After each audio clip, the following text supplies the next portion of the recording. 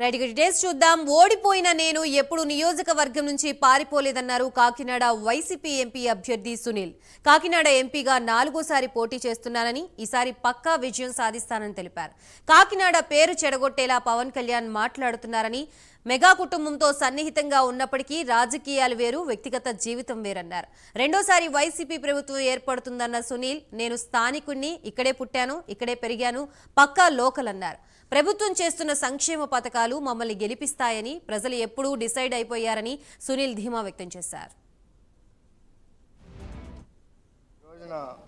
మంచి ముహూర్తం ఉండడం వల్ల 11:48కి నేను కాకినాడ పార్లమెంట్ నియోజకవర్గ అభ్యర్థిగా వైఎస్ఆర్ కాంగ్రెస్ పార్టీ తరఫున నామినేషన్ దాఖలు చేయడం జరిగింది. ముఖ్యంగా నేను ఇంటి దగ్గర నుంచి పొద్దున్న బయలుదేరిన కాడి నుంచి కూడా ఈ కలెక్టర్ ఆఫీస్కి వచ్చేదాకా కూడా కాకినాడ పార్లమెంట్ నియోజకవర్గ పరిధిలో వచ్చిన కార్యకర్తలు కానీ, నాయకులు కానీ, మమ్మల్ని అభిమానించే ప్రజలు కానీ పెద్ద ఎత్తున మాకు స్వాగతం పలికి నన్ను ముఖ్యంగా ఆశీర్వదించడానికి మద్దతు పలుకుతూ విచ్చేసిన ప్రతి ఒక్కరికి కూడా నేను పేరు పేరున కృతజ్ఞత తెలియజేసుకుంటున్నాను.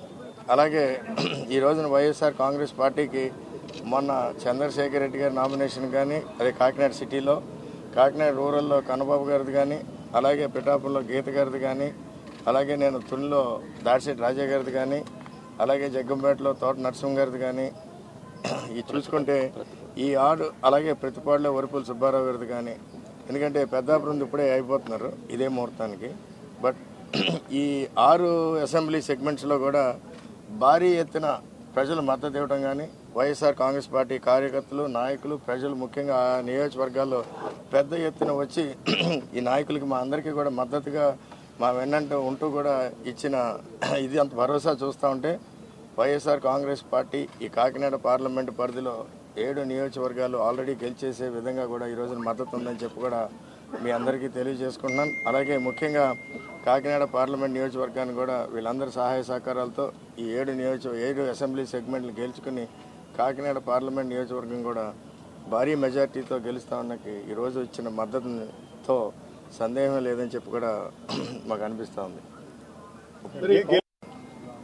ముఖ్యంగా అంటే నేను పూర్తిగా అదంతా చూడలేదు కానీ నాకు చెప్పడం జరిగింది ఇందాక వచ్చే ముందే. కాపు రిజర్వేషన్ సమయంలో మెగాస్టార్ చిరంజీవి గారు కూడా దానికి మద్దతుగా వచ్చినప్పుడు ఎయిర్పోర్ట్లోనే ఆఫ్ చేశారని మీ అందరికీ తెలుసు. అప్పుడు చాలామంది నాయకుల్ని ఆ రోజున దానికి మద్దతుగా వచ్చేసిన నాయకులు మమ్మల్ని అందరినీ కూడా చాలామందిని ఆ రోజున ఎయిర్పోర్ట్లో కానీ ఎక్కడ పడితే అక్కడ ఆఫ్ చేసిన వైన్ ఎప్పుడంటే తెలుగుదేశం టైంలో ఆ విధంగా అణగదొక్కి కూడా ఆ రోజున ఆ ఉద్యమాన్ని కూడా పూర్తి స్థాయిలో అణగదొక్కిన పరిస్థితులు అందరూ కూడా గుర్తుంచుకోవాలి. అలాగే ముఖ్యంగా జగన్మోహన్ రెడ్డి గారు కూడా ఈ పర్టికులర్ కాపు రిజర్వేషన్ మీద కూడా చెప్పడం జరిగింది. ఇది కేంద్రం పరిధిలోనిది, ఈ కేంద్రం పైన పార్లమెంట్లో అమెండ్ అయితే కానీ ఈ రిజర్వేషన్ని ఒక రాష్ట్ర ప్రభుత్వం చేసే పరిస్థితులు లేదని కూడా చాలా స్పష్టంగా చెప్పడం జరిగింది. దీనికి అనుగుణంగానే ఇప్పుడు చంద్రబాబు నాయుడు గారు ఆ రోజున నేను చేయబోతున్నాను, చేస్తున్నానని హామీ ఇచ్చారు కానీ అది ఎక్కడా జరగలేదు.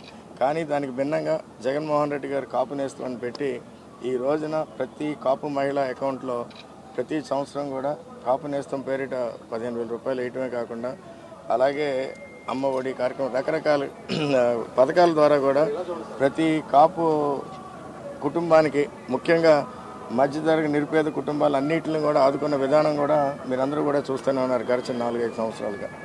ముఖ్యంగా మన సమాజంలో సమానత్వం రావాలంటే జగన్మోహన్ రెడ్డి గారి నినాదం ఈ రాష్ట్రంలో పేదరికాన్ని పూర్తి స్థాయిలో నిర్మూలించాలి, సమానత్వం రావాలంటే అందరూ కూడా అన్ని కులాలు కూడా ఆర్థికంగా బలపడాలి, అప్పుడే సమానత్వం వస్తుందని చెప్పే ఆలోచనతోనే ఈ రోజున ఆయన గొప్ప సంక్షేమ కార్యక్రమాలని ఏమాత్రం అవినీతికి తావు లేకుండా డైరెక్ట్గా నిజమైన లబ్ధిదారులకి ప్రతి కుల సంఘాలకు కూడా ఈ రోజు అందించిన విధానాన్ని కూడా ప్రతి ఒక్కరు కూడా